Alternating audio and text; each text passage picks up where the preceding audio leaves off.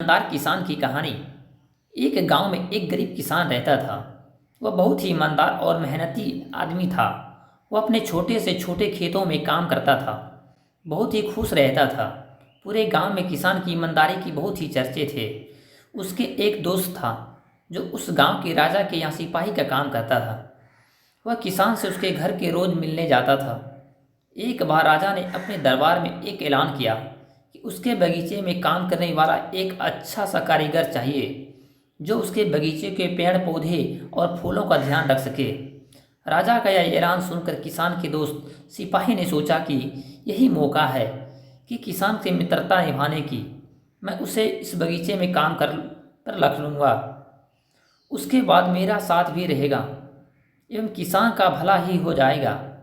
यह सोचकर उस राजा ने कहा कि महाराज, मैं आपके लिए एक ऐसे आदमी को लेकर आऊँगा जो यह काम अच्छे से कर लेगा। सभी राजा ने उन सिपाहियों को आदेश दिया कि जाओ, कल से ही बगीचे में काम करने के लिए कह दो।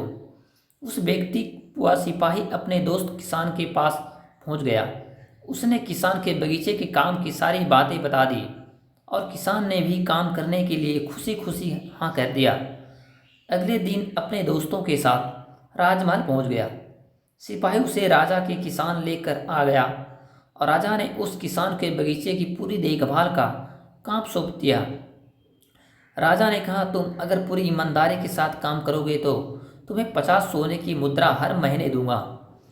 किसान खुशी खुशी बगीचे में काम करने के लिए हाँ कर देता है और वह उस बगीचे में काम करने लगा। किसान बगीचे में बहुत दिल लगाकर काम कर रहा था। कुछ दिन बीत गया। किसान के बगीचे में बहुत सुंदर हरा भरा बन गया। राजा को उसका काम बहुत पसंद आया।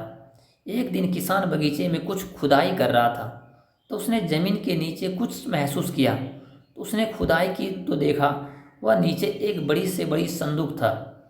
किसान ने संदूक बाहर निकाल कर खोला तो क्या देखा, वह सोने और चांदी से भरी थी। यह देखकर किसान बहुत खुश हुआ और अपनी ईमानदारी दिखाते हुए राजा के पास पहुंचा। राजा किसान की ईमानदारी देखकर बहुत खुश हुआ और उसके साथ वहां गया जहां किसान ने खजाना निकाला था। राजा ने देखा तो यहाँ खजाना तो हमारे पुरखों का है, हम कई वर्षों से इसे खोज रहे थे। खजाना देखकर राजा बहुत ही खुश हो जाता है। राजा अगले दिन किसानों को पूछता है, तुम्हें क्या इनाम चाहिए? किसान बोला, मालिक, मुझे कुछ नहीं चाहिए, बस मेरे जो भी है मैं उसी में खुश हूँ। राजा उसकी इतनी अच्छी बात सुनकर खुश हो गया। उसने किसान को अपने मंत्री बनाने का फैसला किया। किसान ने राजा की बात सुनकर मंत्री बना दिया।